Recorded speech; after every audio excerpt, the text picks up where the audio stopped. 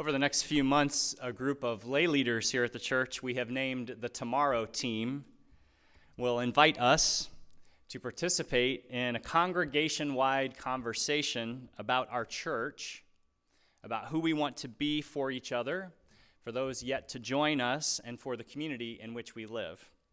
We will ask ourselves these questions and listen carefully for the answers so that we might consider how our current church building and grounds helps or hinders us in these goals. What changes might we make that could better position us for the future we envision? What story might we write together that will reflect the best of who we have been, but also who we would most like to be? As we reflect in our services and in our Soul Matters groups this month on what it means to be a people of renewal, we are reminded that renewal is not just turning toward the new, it is returning to what has been as well.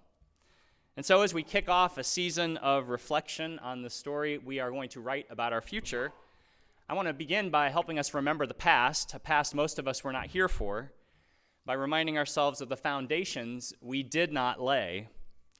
Our congregation has been in Des Moines for more than 137 years. But the story I'm going to share with you this morning begins on January 24th, 1955. It was a cold Monday night in Des Moines, 9 degrees to be exact, with a trace of snow. At 8 p.m., 100 members of First Unitarian had gathered in their church on 11th and High Street in downtown Des Moines for a special meeting to consider whether or not they should sell their building. This was not an easy discussion for those present that evening. Nearly 50 years had passed since their building had been dedicated. For most, it was the only First Unitarian church building they had ever known. It was their church. It was their home. But an offer had been made, an offer by the Iowa Farm Bureau to purchase their building, an offer around $135,000, an offer that not only exceeded the value of the property, but that could give the membership a considerable down payment on a new building. Despite the attachment many must have had to that church on High Street, the members and friends who gathered on that cold January night knew that their beloved building was not meeting the needs of their growing community. If they turned down the offer, they still would need to raise a lot of money just to keep the building maintained to an adequate standard. The church school was overcrowded. There were not enough bathrooms. They needed more space. They knew what they had to do, and by the end of the meeting, they voted to accept the offer. The Iowa Farm Bureau had agreed to allow the congregation to stay in the building for 18 months, but the membership knew they needed to move quickly in order to secure a new location for their church, and they wasted no time. Immediately, a committee was appointed to determine a new site. This committee considered 19 different locations over the next month. Many of these sites were easily eliminated from consideration due to space limitations or a price that exceeded what the committee determined the church could afford, which had been set at $9,000. People later commented on how absurd it was to believe that the church could obtain a piece of land worthy of their expectations for such a little sum. And in fact, the budgeted amount did turn out to be unrealistic, as the asking price of the sites being considered easily exceeded what the church could afford, with prices ranging from $28,000 to over $100,000. Each of the sites, except for one that is, a 4.5-acre triangle-shaped plot of land at the corner of Bell Avenue and Cassidy Drive, which had the most economically sound price of all. It was free.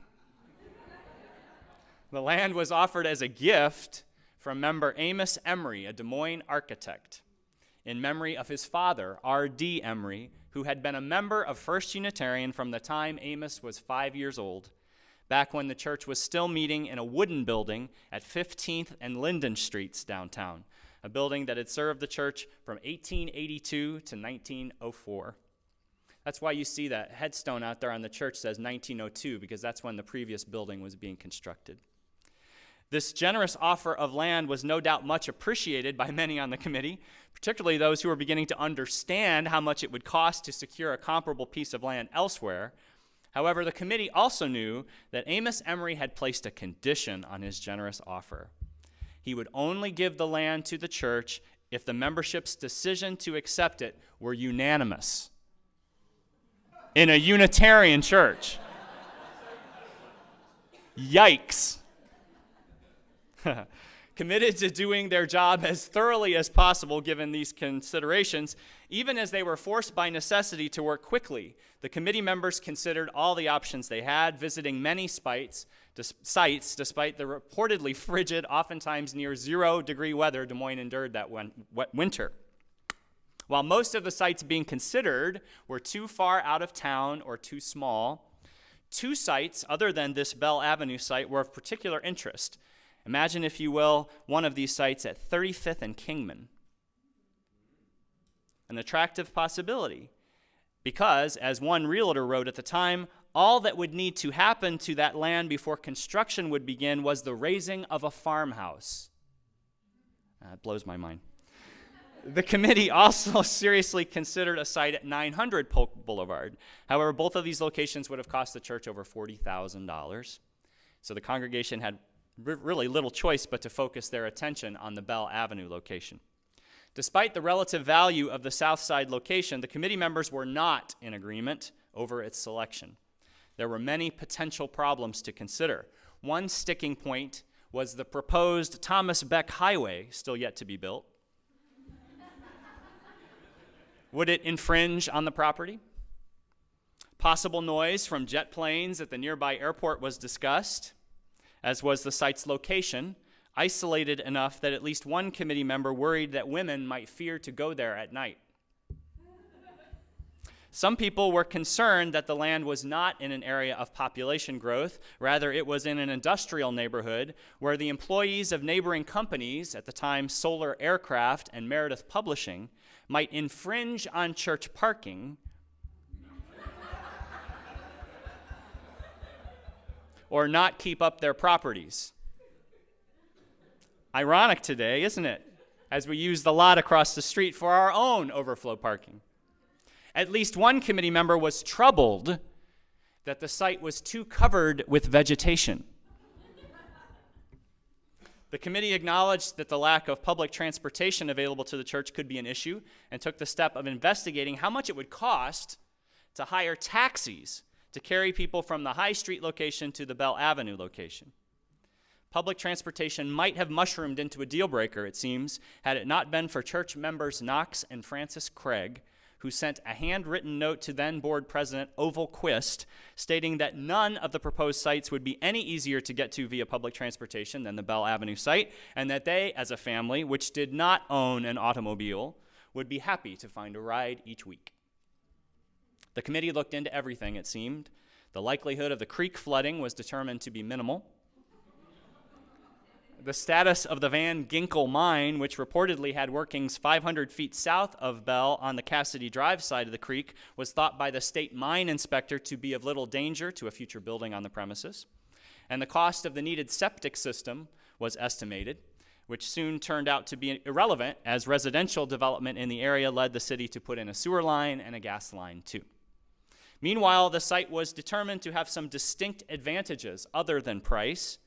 Board President Oval Quist, speaking of churches he had visited from coast to coast, reported that the greatest growth problems seemed to be increased parking space and increased room for Sunday school.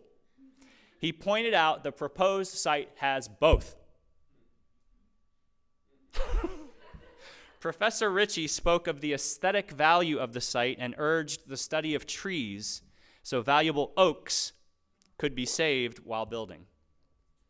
Ultimately, it was determined by the majority of the committee the Bell Avenue site had unusual advantages for the Sunday school program, possibilities of outdoor activities, an inspiring view of the city, and space for separate classrooms, which was particularly attractive as the High Street locale had limited space, leaving members to hold classes in the kitchen and in other easily disrupted rooms in the church. And so the committee determined that the Bell Avenue site, as a gift plus the cost of improvements, was indeed a far better value than anything yet offered. Still, 2 committee members voted no on the proposed site, believing the church had not adequately investigated the other locales. Fortunately, by this time Amos Emery had removed the condition that the vote be unanimous. On February 28, 1955, barely a month after the decision to sell the High Street building, the board accepted the gift of our current location. Then, on March 20th, the membership echoed that decision with its own approval at another special meeting. Now, the challenge was to raise the money needed to fund the new building.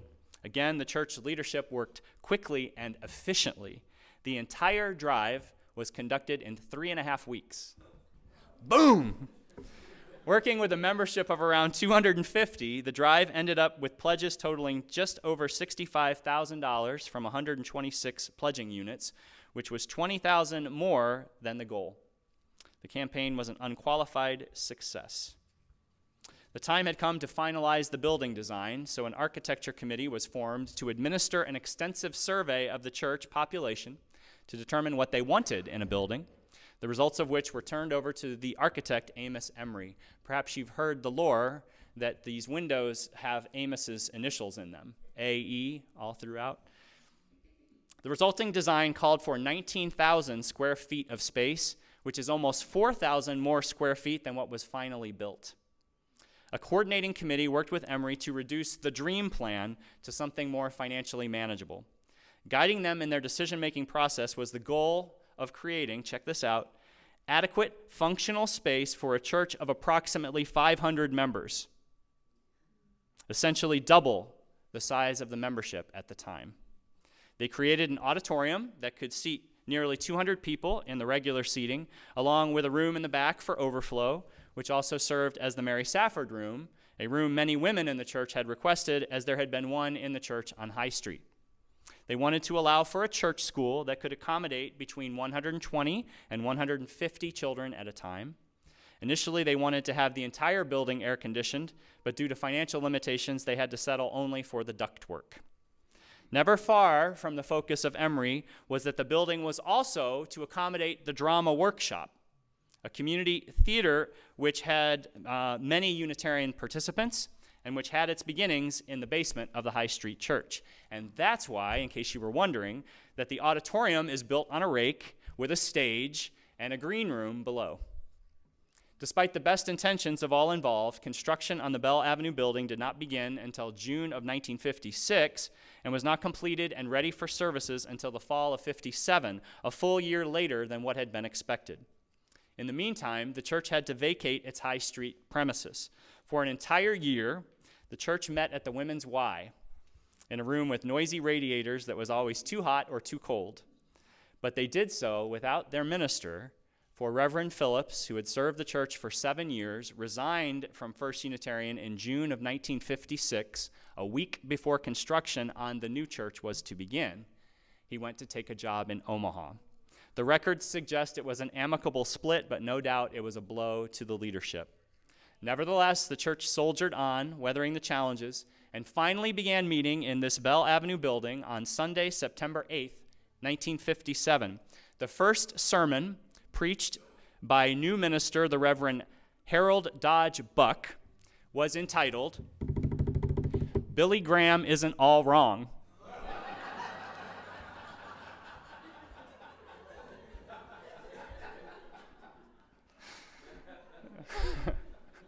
Just over a month later, on October 17th, the building was officially dedicated at a ceremony featuring the president of the American Unitarian Association, Frederick May Elliott. Former minister Reverend Phillips also spoke. In the end, the building cost around $50,000 more than the membership first anticipated, which led the church to take on a mortgage of $58,000, more than double what they had expected to borrow. Before they ever set foot in the new building, they said goodbye to a minister and parted ways with several devoted, active members who were either unhappy about this Bell Avenue location, disaffected by the design decisions, or who could simply not endure the year at the YWCA. And yet, the church survived. For the next 45 years, as in any congregation, members came, members went, ministers did too. The total number of members in the church remained mostly static, however, hovering in the 250 range. Meanwhile, the congregation inhabited their new spiritual home until it wasn't new anymore. In fact, I gather that beyond a few roof repairs, very little was done to the building for nearly 50 years. Around the time I was called as minister in 2001, the lay leadership was clear that it was time to upgrade and update the church. The building was not handicap accessible. When it rained, members would have to strategically place buckets throughout the church to catch water from the leaky roof. I remember that. The auditorium was not air-conditioned. The overall condition of the church did not meet the lofty expectations the leadership had for the future, a future in which the congregation was aiming to double its membership within just a few years' time. As our ministry together took shape and the congregation did begin welcoming dozens of new members each year and similar numbers of children to our religious education programming, the necessity of a capital improvement project became evident to all. Through a process of congregational engagement known as Vision Quest at the time, the membership was invited to consider the current and future needs of the church through the primary question, who do we want to be as a church, and what kind of facility would help us be that? It was determined at the time that we needed more space, more offices, more classrooms, more rooms for fellowship, and so the Room to Bloom project was born. How many of you were here during Room to Bloom? Quite a few. Early on, moving from the Bell Avenue site was raised as an option, but quickly taken off the table. Members believed we should expand rather than seek to relocate. Architects were engaged to draw up plans, and the congregation became enthusiastic about a dream plan which would have included a 2-story expansion off the east and south sides of the building, several new classrooms, additional fellowship space, as well as additional seating in the auditorium, and a new and relocated kitchen. Working with a fundraising consultant from the UUA, we ended up raising about $1.4 million in 2 phases to renew and expand our church. Even as all of us were delighted by what we had raised and the changes our members' generosity made possible, we did fall short of our dream, which I suppose is how it should be, right? Shouldn't our dreams always exceed our reality? Most of the money was spent getting the building up to code, replacing mechanicals, adding air conditioning, doing some long overdue sprucing up of our spaces, including new carpeting and new bathrooms. We added the office wing to the west side of the building, which enabled us to create what we now know as the gathering area. That's where offices used to be. We added a lift for better accessibility and reworked the layout of the lower level to allow for more usable and friendly spaces. These were significant improvements that directly led to the continued growth of the church that would follow. Ask those who were here 8 years ago about the lack of natural light in the upstairs hallways, about the bottleneck that would take place in the narrow hall after services as people went for coffee, the disrepair of the children's classrooms, the lack of office space for our growing staff. We also significantly cut our energy costs with the changes by installing efficient lighting and using geothermal heating and cooling in our new wing. Since we broke ground on that Room to Bloom project that created the church as we know it today, membership has grown by more than 200 adults, and we now have at least 75 more children and youth registered for our religious education programming. We created Room to Bloom, and bloom we have. In the biannual board survey administered last spring, the congregation was asked to name our current membership total, and your average response, at least those that responded, was 500 members, which is just a few short of the 508 members we had at the time. When asked how many members you anticipated us having in 5 years, the average response you gave was 700 members. Now, as your minister, I can't help but be excited by this expectation that we will continue to welcome so many new folks in the years to come. For me, if our doors aren't open to newcomers, then we are missing a vital component of a religious community worth having, which is an invitational spirit. Given our growth over the last 5 years, I don't think that a projection of 700 members is out of line. And yet, as I look at our current facility, I wonder where an additional 200 members would go. How about their kids? How about the additional staff that would be needed to meet the needs of a congregation that expects to grow 40% in 5 years? The survey also revealed that the large majority of those who responded believe that our facilities and grounds are at least adequate, if not very adequate, in all areas but Parking. But this survey was answered before we added a second minister, and we had to transition that previous conference room to an office. And what about the fact that when the Tomorrow team sought a room to hold its Wednesday night meetings, there was not a single room in the church available? Not a single room in the church available for the Tomorrow team. It's awesome. How about the lack of spaces that could adequately hold last year's 30-member coming-of-age class, our ever-expanding high school group, now totaling 23 members and growing? How about our Sacred Bridges Cups chapter, our growing humanist group? When we look closely at this space where we hold our Sunday services, this space where we celebrate weddings, where we honor our loved ones who have died, when we look at this space, do we really think it's adequate? Really? When we consider that lower parking lot, the gravel, the numbered signs, the buckets, the walk to church over the culvert, up the steep, uneven steps, adequate? Really? Is the kitchen adequate too? Might our expectations be a bit too low for this, our spiritual home? This workshop of our common endeavor?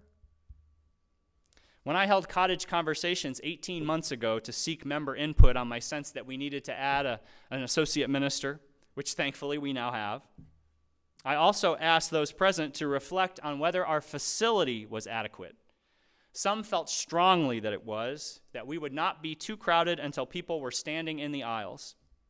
Meanwhile, others, those perhaps more involved in the day-to-day life of our church, had a different take, summed up by one member's response. He said, "Well, we can obviously do better." What do you think? The Tomorrow team will be seeking your input later this fall and into January probably. The members of this team are Janelle Bailey, Liz Bredesen, Dan Butner, Becky Evans, Linda Kearns, Greg Nichols, and Dana Sorensen, and co-chairs Nikki Keller and Megan Klee. I know a few of you are here today. Would you stand? There's some in the back. Linda's in the back. There's Dan. There's Becky. There's Dana. These are some of the members of your congregation who are working on a strategy to engage you. So thank you for your service. If any of you, in the meantime, I encourage all of us, to reflect on the adequacy of our building and our grounds, not just as it meets our needs right now, but as it might be in the days to come. How does this current church reflect our best selves, our best hopes for who we might be in the world? What is missing? What could be improved? Why does it matter? I think back to that congregation in 1955.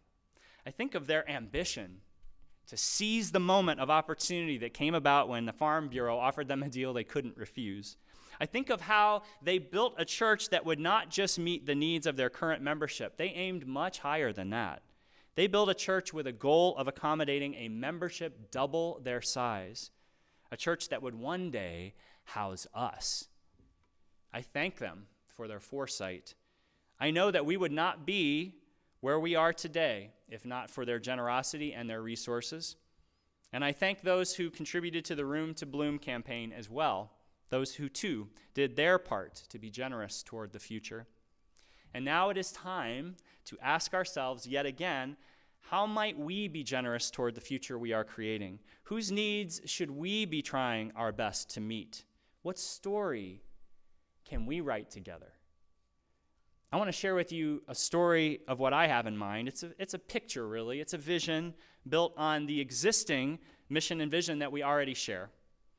It's a vision of how we might one day be, even more than we are today, the church we dream of being.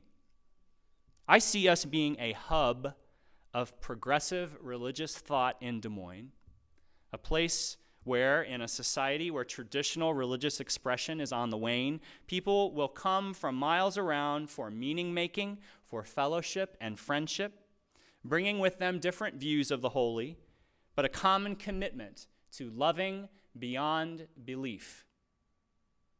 I see our church being a place where ideas for community involvement and social justice work are initiated, where our principles are put into practice, where people of all ages and backgrounds come to find renewal of their best selves and to work for the common good.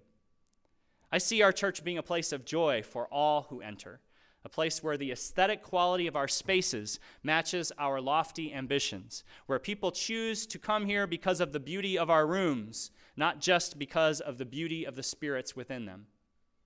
I see our church ever expanding, always seeking to include one more young person, one more family, one more adult. I see our church's influence in Des Moines known to everyone, denounced by those who seek to promote division and discord, and revered by those who yearn for beloved community, and a church that makes a real difference in all that it does. Do I set my vision too high? I don't think so. We're already closer to that vision than I think we realize. Some of us may not see the day when we get there in full, whatever that day looks like, just as those who laid the foundations upon which we now build could only dream of the future to which they gave themselves. In my time here, I will do all I can to move us in that direction. I will ask myself, what would make a better story? And I will seek to bring that story to life. How about you?